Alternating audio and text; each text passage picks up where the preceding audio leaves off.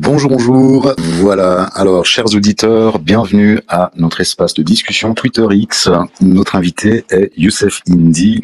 Salut Youssef, est-ce que tu m'entends? On va faire un test micro. Vous m'entendez? Vous m'entendez? Parfait, excellent, Ok. excellent. Parfait. Salut à toi. Parfait. Salut et merci. Merci pour l'invitation. Excellent, merci à toi. En tout cas, c'est un plaisir de t'avoir ici. Mes auditeurs adorent les sujets classés complotistes. Certains se définissent comme complotistes, d'autres non. Il y a de tout. Mais en tout cas, les thèmes liés au complot intéressent vraiment. Alors, je parle de complot pas parce que je pense que tu es complotiste, bien au contraire. Je ne pense pas que tu es complotiste. Par contre, j'ai vu que Conspiracy Watch et puis un tas d'autres institutions, organismes et personnalités te qualifient de complotiste. Alors peut-être que tu pourras t'expliquer sur la question un peu plus tard. Je voulais expliquer à mes auditeurs que tu es auteur de plusieurs ouvrages, que tu es surtout connu pour tes travaux sur les origines messianiques du sionisme et notamment la stratégie du choc des civilisations. Tu as publié Occident et Islam, tome 1, sources et genèse messianique du sionisme, de l'Europe médiévale au choc des civilisations, et là tu développes une thèse inédite sur les origines du sionisme, que tu fais remonter jusqu'au XIIIe siècle. Ensuite, tu publies les mythes fondateurs du choc des civilisations, ou comment l'islam est devenu l'ennemi de l'Occident. C'est un livre où tu déconstruis en fait les mythes sur lesquels s'appuie la théorie du choc des civilisations. Ensuite, tu publies aussi la mystique de la laïcité, qui retrace la généalogie de la religion de la République française et du socialisme. Et là, tu analyses et mets en relation, en distinguant leurs particularités, leurs différentes nuances, la mystique du socialisme et la mystique républicaine. Tu fais paraître aussi un ouvrage, Occident et Islam, tome 2, le paradoxe théologique du judaïsme, et puis bon, il y a toute une série d'ouvrages, l'islam politique, saoudo-wahhabisme, frères musulmans, réformisme, maçonnerie et services secrets anglo-américains. J'ai vu qu'il y avait du Brexit au gilet jaune, la révolution en marche, covidisme et messianisme, tyrannie sanitaire, crise religieuse et sacrifice, l'autre Zemmour, chronique du sionisme, et puis ton dernier ouvrage, erreur, c'est la guerre des États-Unis contre l'Europe et l'avenir de l'État. Voilà, donc moi j'invite tous mes auditeurs à consulter tes ouvrages, à se les procurer. Ils sont, je les ai pas tous lus, mais en tout cas ceux que j'ai lus sont très intéressants. Alors donc notre sujet aujourd'hui, c'est la franc-maçonnerie dans le monde musulman. Notre espace de discussion va se dérouler en deux phases. Une première phase où je te demanderai d'exposer ton point de vue sur la franc-maçonnerie dans le monde musulman, ce que tu peux nous en dire, puis ensuite peut-être que j'aurai des éléments à apporter ou peut-être des questions à te poser, et puis on passera à une phase questions-réponses avec nos auditeurs. Il y a déjà beaucoup de demandes pour monter, je préviens juste que tant que je ne suis pas passé à la deuxième phase, je ne ferai monter personne, et qu'ensuite je ferai monter mes auditeurs qui demandent à intervenir un par un. Alors on peut démarrer. Salut Youssef, comment vas-tu? Salut, salam, bonsoir à tous. Je vais bien, en plein travail en ce moment, mais ça va, comme tout le monde. Voilà. Excellent. On continue. Qu'est-ce que tu peux nous dire alors sur la question de la franc-maçonnerie dans le monde musulman? Est-ce que tu peux nous faire un petit exposé, quelque chose, nous donner des éléments? Ouais. Alors d'abord, pour commencer, comment j'en suis arrivé à me pencher sur la maçonnerie dans le monde musulman. D'abord, ce que je dois dire, c'est que je ne suis pas un spécialiste de la maçonnerie. C'est-à-dire que la maçonnerie, je suis tombé dessus en travaillant donc, sur mon premier livre sur les origines messianiques du sionisme, la stratégie du choc des civilisations et également les mouvements sabbatéens et franquistes. Le mouvement sabbatéiste, qui dérive en fait du nom de Sabbatai Tzvi, était un juif kabbaliste, un rabbin, qui est né à Smyrne, donc en Turquie, donc un juif de Turquie, qui s'est présenté comme le Messie. On est au XVIIe siècle et la date clé, c'est 1666, c'est l'année où il prétend qu'il va aller rencontrer le sultan ottoman et qu'il va le soumettre. C'est un peu le pendant oriental du messianisme juif d'Europe, avec l'idée que on reconnaîtra le Messie à ce qu'il soumettra la papauté, qu'il soumettra Rome. Donc en fait, il y a dans l'eschatologie juive cette double idée, ce double signe, disons, eschatologique, de soumission et destruction à la fois de Rome, qui est appelée Édom, Ésaü, Édom, Donc Ésaü, c'est le frère de Jacob, et dans la tradition rabbinique juive, il est dit que les descendants d'Édom sont les Européens, donc par extension les chrétiens. Et l'autre, disons, impératif eschatologique du messianisme juif, c'est la soumission de Ishmaël, donc le fils d'Abraham et le frère d'Isaac, qui est le père des Arabes et par extension des musulmans. Je vais faire court. Donc Sabbatai Tzvi se présente comme le Messie, mais un Messie un peu particulier, car il est antinomiste, dans le sens où il dit que à partir du moment où le Messie arrive, se révèle, c'est-à-dire lui, la Torah est abolie.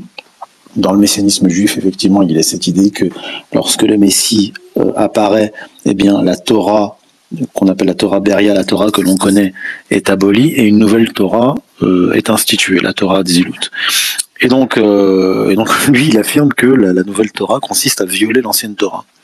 Donc, c'est un antinomisme extrême. Il viole les lois de la Torah. Il déchire la Torah dans une synagogue, ainsi de suite. Bref, et juste donc,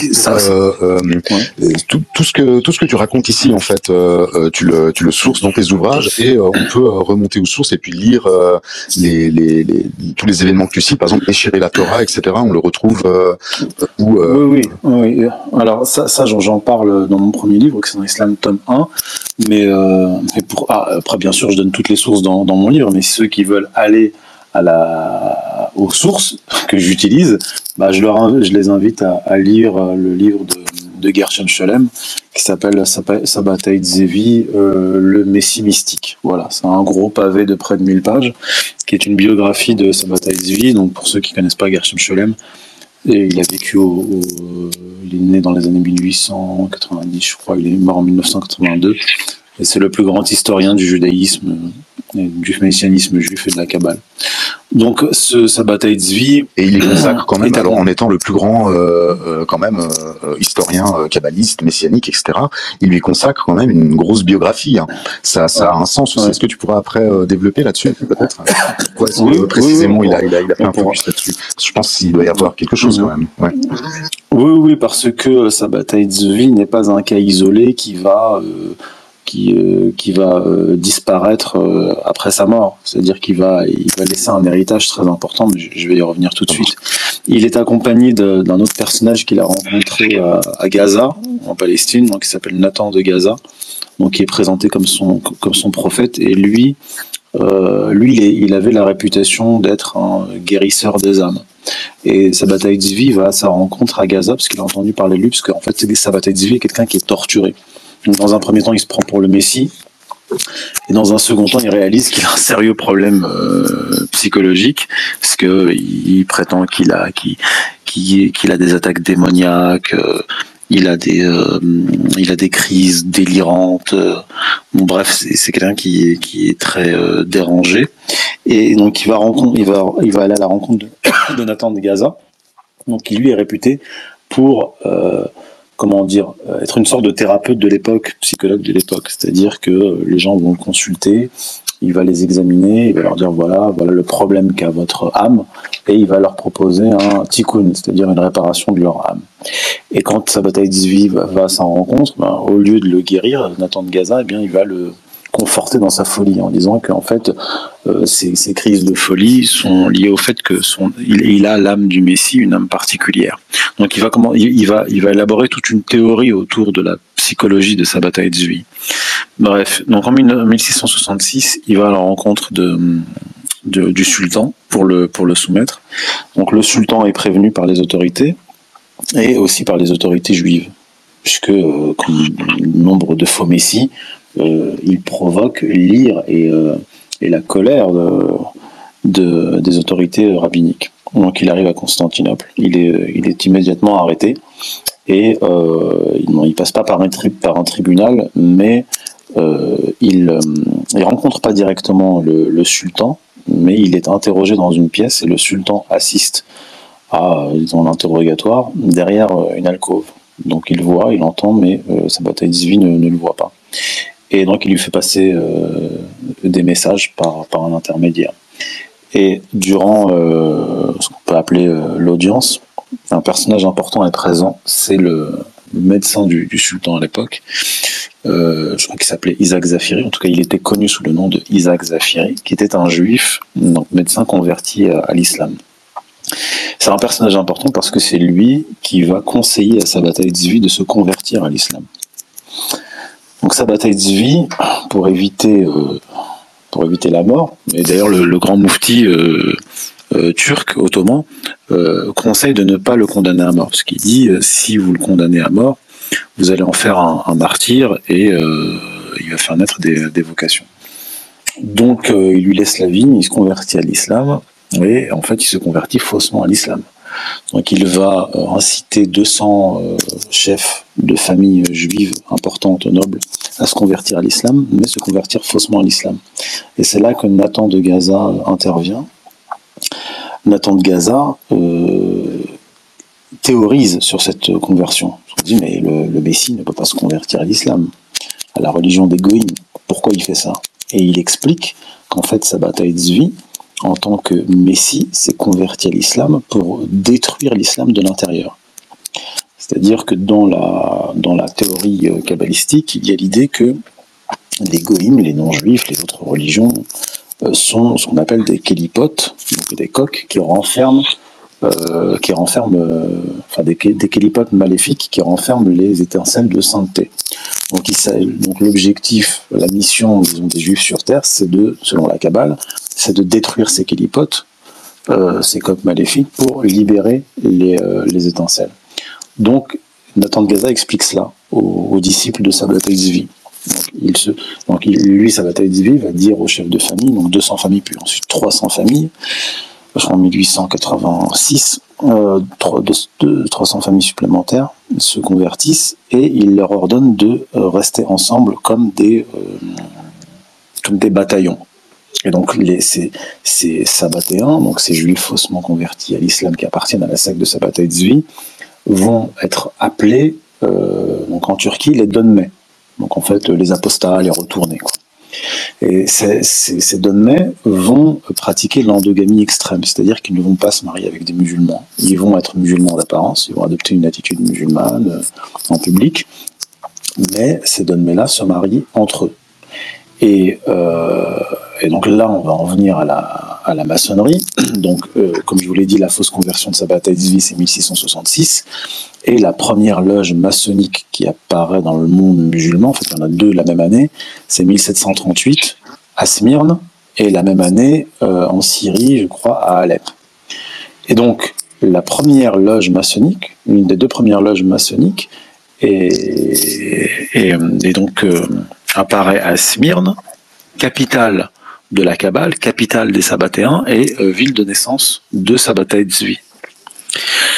Alors, 18e, 19e siècle, il n'y a pas véritablement de, en tout cas à ma connaissance, j'ai pas vu d'événements majeurs liés à la maçonnerie entre la création de la maçonnerie et les années 1860 où véritablement là on commence à avoir une activité, une influence de la maçonnerie, notamment dans l'Empire ottoman. Par exemple, Mais ça se passe parallèlement à ça. L'Empire ottoman il est aussi dans une phase d'occidentalisation depuis déjà un moment. Ça fait partie de de ce processus, tu penses, ou c'est quelque chose c'est un plan, une opération extérieure, ou c'est vraiment, ça fait partie de l'occidentalisation de l'Empire ottoman. C'est les 2 derniers siècles en fait. Il y a des réformes au niveau du droit. Et on voit qu'ils essayent de se calquer d'une manière ou d'une autre sur le droit occidental en fait. Oui, alors en fait c'est les deux, c'est-à-dire qu'il y a une influence occidentale qui est indéniable sur le monde musulman, et le monde musulman commence à connaître une crise parce que l'Europe, le monde occidental se développe. Le 19e siècle, c'est le siècle de l'industrialisation, et il y a un bond en avant du monde occidental qui laisse loin derrière le monde musulman.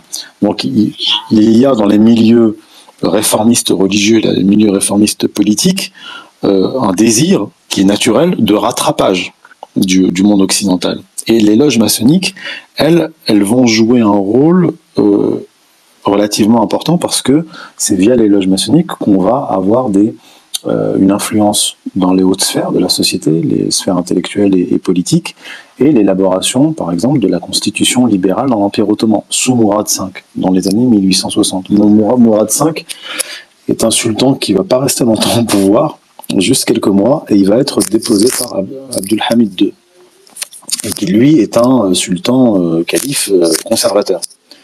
Donc il y a une lutte quand même à l'intérieur du monde musulman en général et de l'Empire ottoman en particulier, une lutte entre les progressistes et les conservateurs.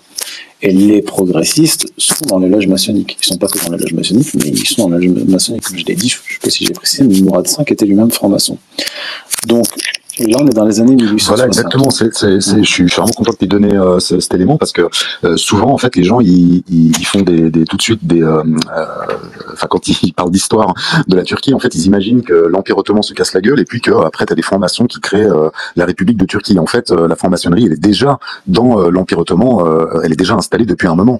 Et à la fondation de la Turquie moderne, voilà, les camarades de Mustafa Kemal sont majoritairement des francs-maçons, etc. Enfin, après, on y reviendra. Ouais. Merci, vas-y. Oui, donc là on est dans les années 1860, la maçonnerie, comme j'ai dit, elle est déjà implantée depuis longtemps, et en 1889, le 14 juillet 1889, les jeunes Turcs fondent leur organisation d'inspiration maçonnique qui s'appelle Union et Progrès. Cette organisation politique est calquée sur le modèle du Grand Orient. Et d'ailleurs, ils l'ont fondé, c'est une organisation politique qu'ils ont fondée le 14 juillet 1889 en commémoration de la Révolution française du 14 juillet 1789. Donc les jeunes Turcs sont le noyau dur des jeunes Turcs est Eydonmé. C'est-à-dire que vous avez des éléments importants des jeunes Turcs qui sont des sabbatéens. Alors, je vais vous lire juste un paragraphe d'un ouvrage de Gershom Scholem, Le messianisme juif, où il évoque, parce que c'est tellement énorme que je préfère le citer. Alors il dit dans son livre Le messianisme juif, paru aux éditions Kalman Levy, il faut mentionner ici que la plupart des familles d'Onmey prenaient grand soin de maintenir leur tradition familiale, qu'elles avaient coutume de donner en secret à leurs enfants des prénoms et noms en hébreu et en judéo-espagnol, en plus de leurs prénoms et noms officiels. Les d'Onmey se servaient de ces noms entre eux, mais ils considéraient en outre que ces noms seraient un jour les leurs dans le paradis. Récemment encore, il est arrivé que des membres de l'intelligentsia d'Onmey, dans des entretiens privés avec des visiteurs juifs, les fassent entrer dans la confidence de leur nom et avec un regard entendu. Ils le griffonnent en hébreu sur leur carte de visite turque. Mais après leur transfert, les d'Onmey s'assimilèrent avec une grande rapidité au milieu turc et leurs liens avec le milieu juif furent coupés. Aujourd'hui, il ne reste plus qu'un noyau de sabbatéens orthodoxes qui gardent fermement leur foi. Ce noyau appartient surtout au groupe Karakash, qui fut le dernier à entrer dans le courant de la vie moderne. Il semble posséder encore son organisation religieuse. Les deux autres groupes, en raison des mariages mixtes, du manque d'intérêt de l'assimilation volontaire, ont couru plus rapidement à la dislocation. Mais même parmi ces derniers, il existe encore des familles fidèles à leur tradition. Ceci ne doit pas nous étonner. Lors de l'échange des populations, les chefs des Donmey de Salonique cherchèrent à obtenir du gouvernement grec l'autorisation de se déclarer officiellement juif afin de pouvoir rester ainsi à Salonique, etc., etc. Bref, il y a un autre passage qu'il faudrait que je retrouve où il parle des... Alors juste le temps que tu retrouves le passage. Moi sur les sources turques, parce que j'avais étudié pas mal le sujet, surtout comme je suis turcophone, tu vois, il y a énormément de sources et c'est super intéressant. Il parle de trois groupes bien distincts chez les Donmey, les Karakash, les Yacoubi et puis les Kapani, sauf erreur.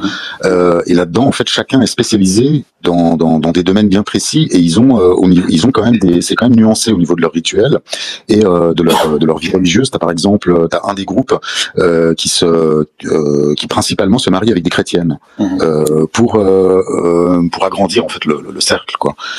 Et des chrétiennes et précisément des chrétiennes arméniennes.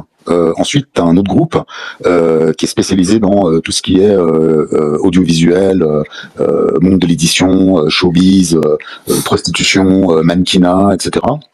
Et puis les Karakashi, je sais plus, voilà. Et puis suivant le groupe, l'endogamie, par exemple chez ceux qui sont spécialisés justement dans le monde du showbiz, tout ça, eux ils sont dans une endogamie extrême, quoi. En fait, c'est vraiment c'est des cousins qui se marient, etc. Et mais voilà, ouais, vas-y, si t'as trouvé le passage.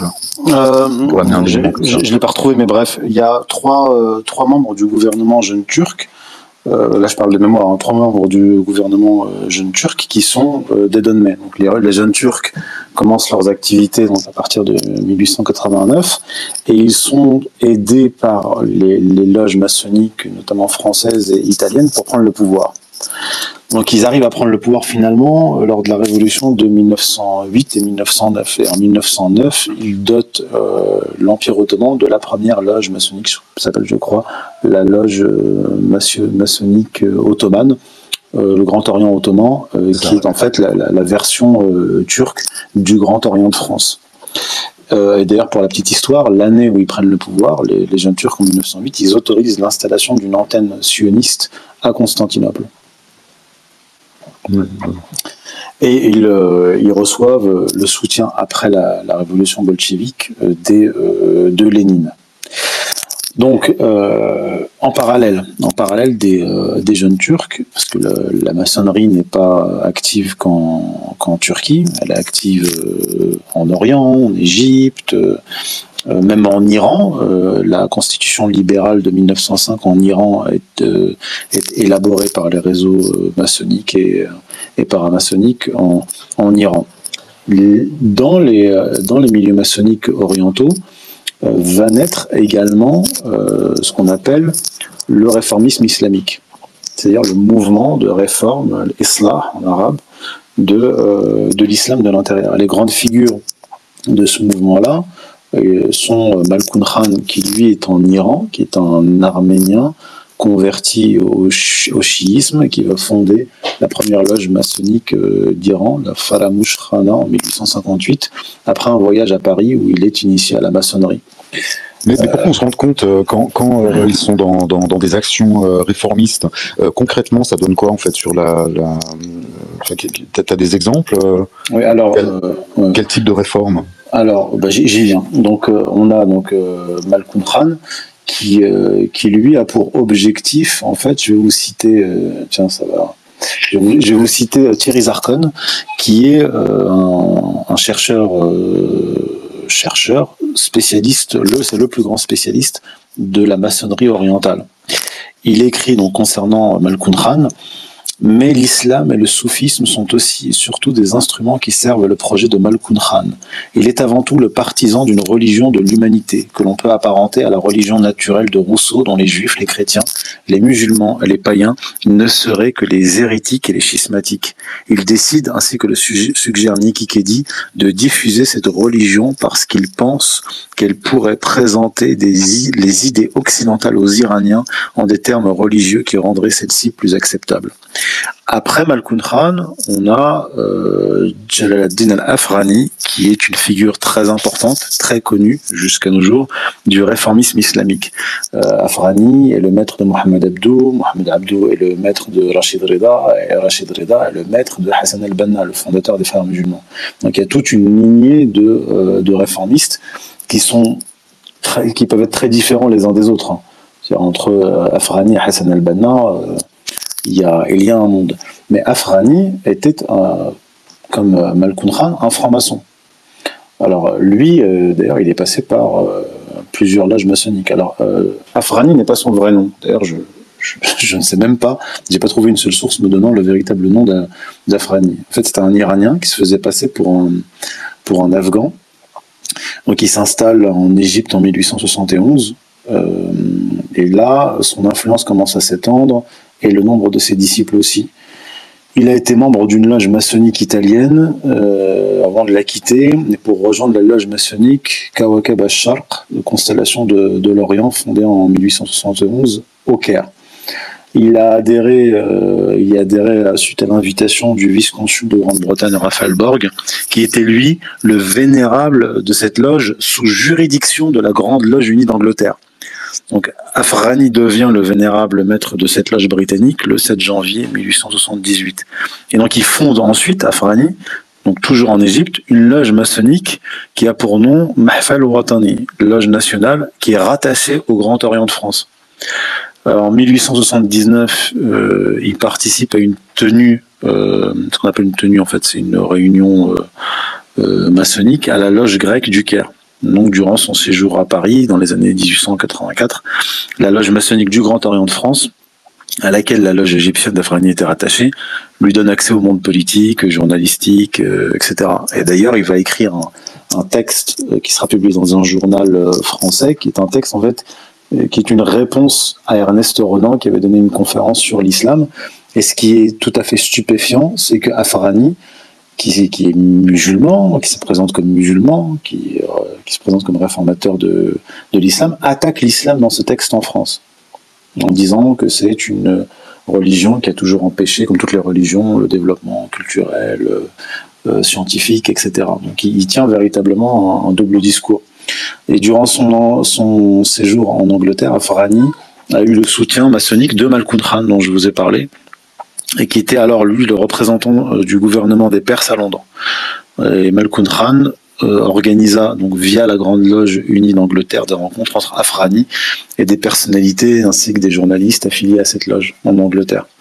Et Afrani, d'ailleurs avec son disciple Mohamed Abdou, sera chassé d'Angleterre en 1800, pas d'Angleterre, sera chassé d'Égypte en 1879 parce qu'il participe, il est mêlé à des activités obscures qui mènent à une crise politique et une tentative de révolution, ce qui s'appelle la révolution urabiste, soulèvement du colonel Orabi au Caire en 1881-1882. Donc on a en fait issus de la maçonnerie plusieurs mouvements qui sont des mouvements révolutionnaires. Ce sont des mouvements révolutionnaires politiques et des mouvements révolutionnaires intellectuels, idéologiques et religieux, qui visent en fait à transformer les sociétés musulmanes, c'est-à-dire transformation politique avec l'établissement d'une constitution libérale et une transformation religieuse avec une réforme de l'islam. D'ailleurs, plus tard, le disciple de Mohamed Abdou, qui est lui-même lié à la révolution urabiste et qui est lui-même franc-maçon,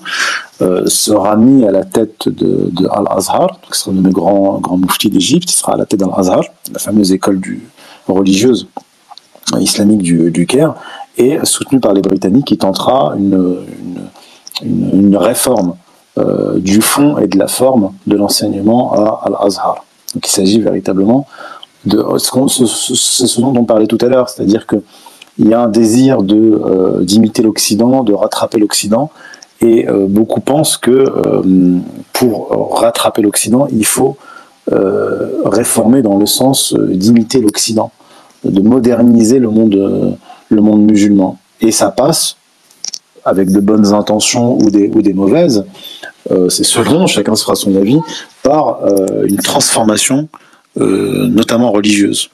Et une réforme de l'islam. Donc, à partir de là, vous allez avoir des mouvements très divers qui vont naître. Vous avez en Turquie les jeunes Turcs, avec notamment le fameux Kemal Atatürk, qui est issu des jeunes Turcs, qui va appeler son mouvement le mouvement kémaliste, mais en fait, c'est simplement les jeunes Turcs qui changent de nom et qui prennent le pouvoir. Et Atatürk est celui qui va abolir le califat en 1924.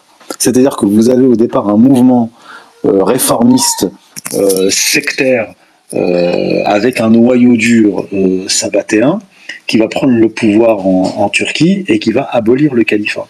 Et dans le mouvement réformiste dont je vous ai parlé, le mouvement réformiste religieux, vous allez avoir des personnalités comme Ali Abdelrazek, qui vient d'une famille de nobles égyptiens, qui est lui-même en fait un savant d'Al-Azhar, un qadi, un juge, dont le père en fait à la tête d'un parti politique réformateur, qui va écrire un livre en 1925 qui est la version arabe du manifeste d'Ankara, qui a été publié en 1924 quand le califat a été aboli, par des savants turcs laïcs qui vont justifier avec des arguments religieux l'abolition du califat.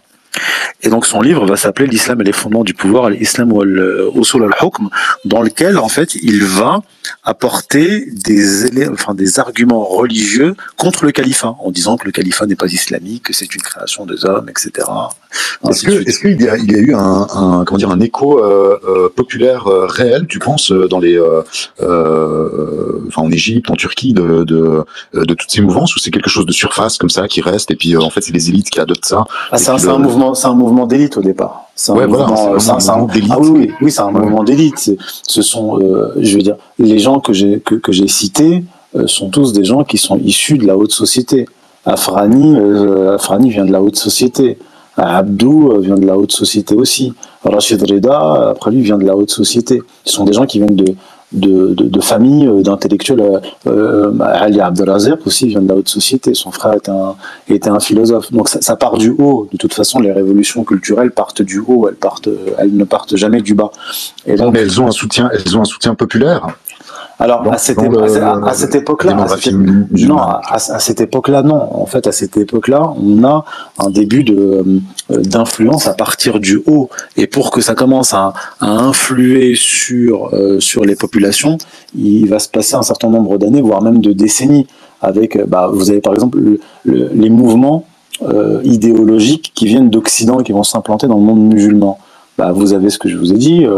Le mouvement révolutionnaire, le réformisme, le libéralisme, donc le libéralisme juridique. Ensuite, vous allez avoir le nationalisme arabe qui est influencé par le monde occidental. Et ensuite, le socialisme, le marxisme. Vous allez avoir des organisations politiques qui vont pulluler dans le monde arabe, qui sont nationalistes, marxistes, socialistes, etc. Mais tout ça vient de l'extérieur. Alors après, effectivement, ça vient de l'extérieur. Après, effectivement, il va y avoir une influence sur une partie de la masse. Et encore, c'est en général une influence sur les catégories de la population les plus éduquées, des villes, etc. Ça va pas avoir de prise sur les gens des campagnes, les gens simples. Donc voilà. Après ça, on est surtout dans les villes en fait. Bien sûr. En fait, c'est ça. Bien sûr.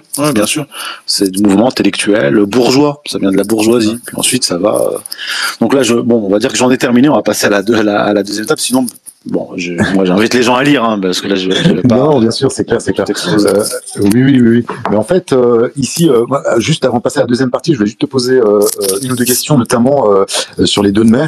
Alors cette fameuse date, 1666, est-ce que ce Sabbatai Tzvi, est-ce qu'il est dans la magie, est-ce qu'il est dans la numérologie, qu'est-ce que ça a une signification que ça soit 666? Je pense que ça éveille des questionnements peut-être chez certains auditeurs.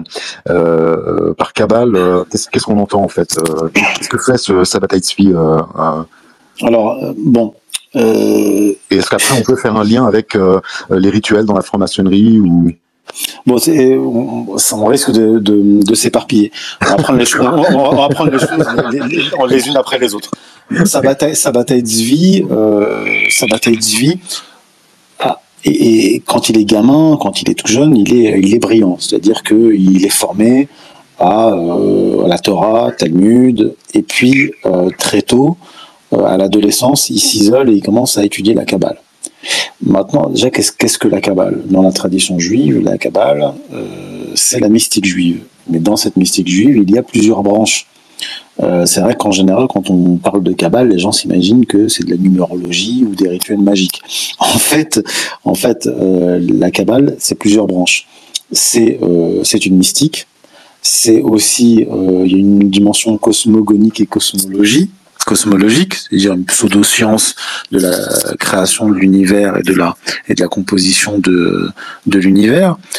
C'est aussi une réflexion mystique sur le destin des âmes dans l'au-delà, l'enfer, le paradis. C'est une mystique, comme je l'ai dit, qui a à voir avec une science de l'âme. Je vous ai parlé tout à l'heure de Nathan de Gaza et le tikkun, la réparation de l'âme. Vous avez aussi de la démonologie et de l'angéologie. Vous avez aussi de la magie, ce que les kabbalistes appellent la Kabbalah Mahassite, c'est-à-dire la Kabbale pratique, Kabbale magique, et vous avez une science de l'être, la numérologie, effectivement, mais c'est pas l'essentiel de la Kabbale, c'est une des branches de la Kabbale.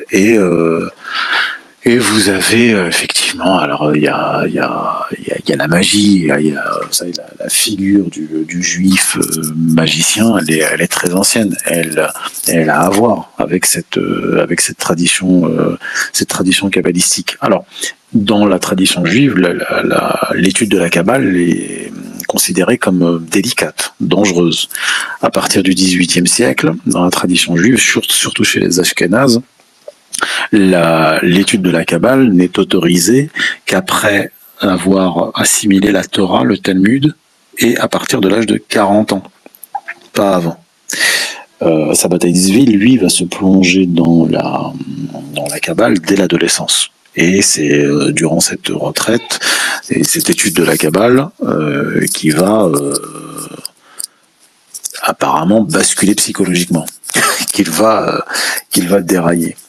Maintenant, ce qu'il faisait en particulier durant ses études kabbalistiques, je n'en sais rien. Je ne sais pas s'il se livrait à de la numérologie ou autre. Par contre, ce que je sais, c'est qu'après sa rencontre avec Nathan de Gaza et après qu'il se soit déclaré Messie, il a envoyé Nathan de Gaza à Rome pour que celui-ci fasse un rituel magique pour accélérer la chute de Rome, c'est-à-dire la chute de la papauté.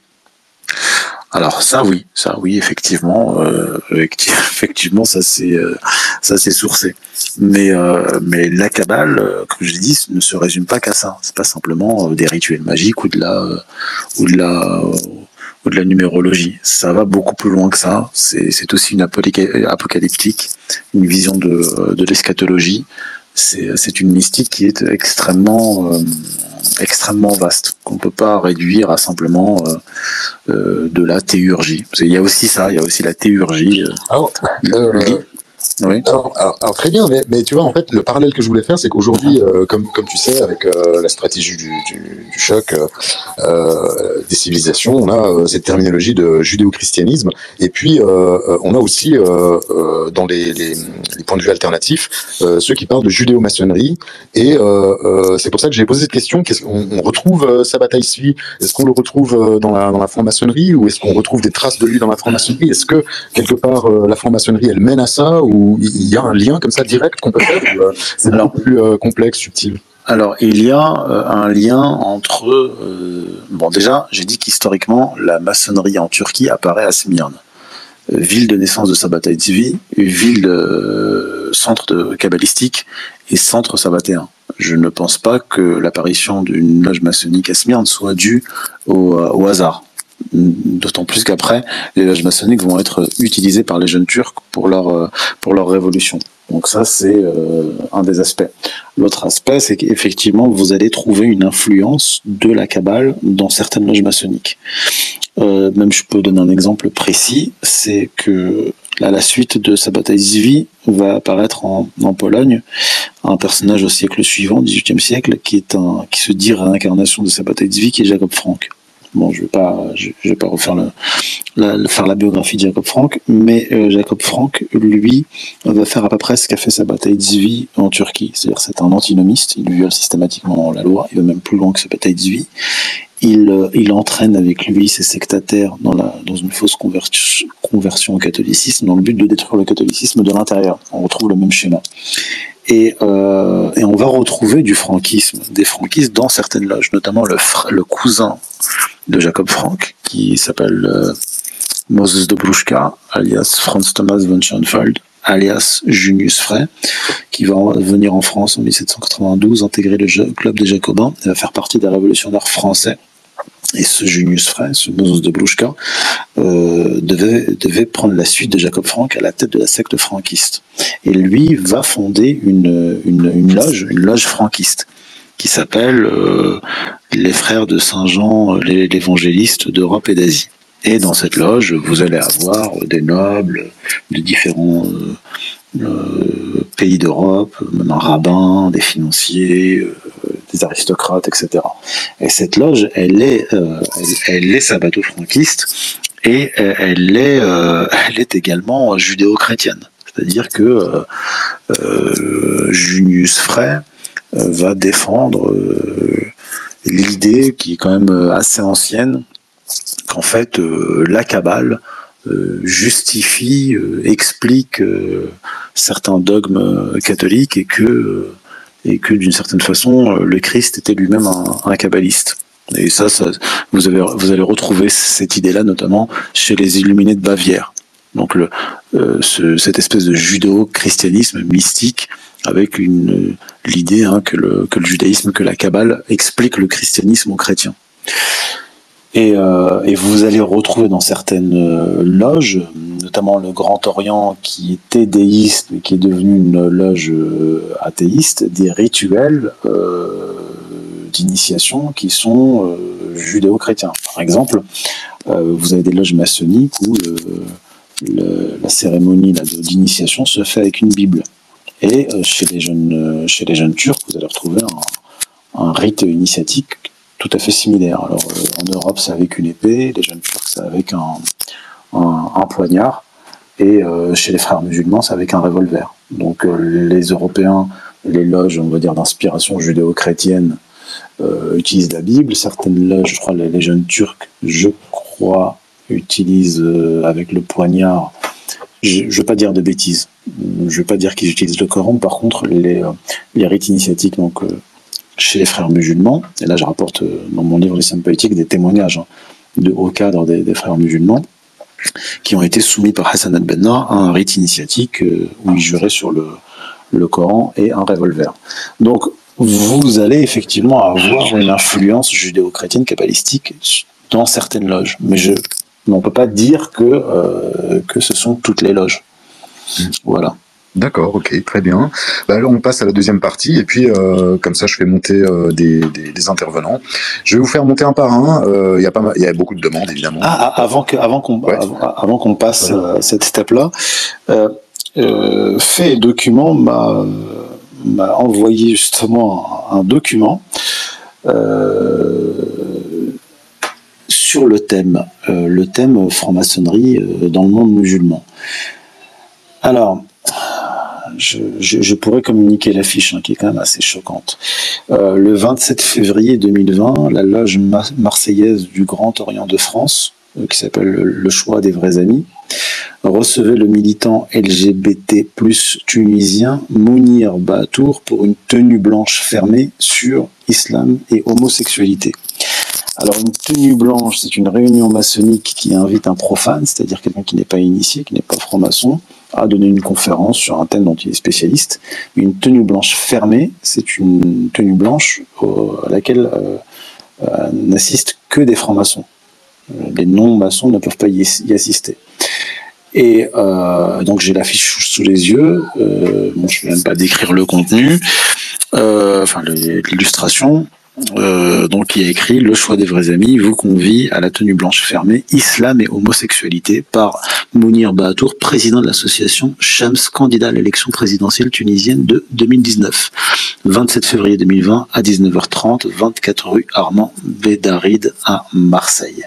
Donc pourquoi je vous parle de ça? Donc je remercie Fait et Document de m'avoir donné cette information. C'est-à-dire que vous avez encore, même en Occident, une volonté de certaines loges maçonniques de poursuivre en fait cette réforme de l'islam et de soumettre l'islam en fait au progressisme.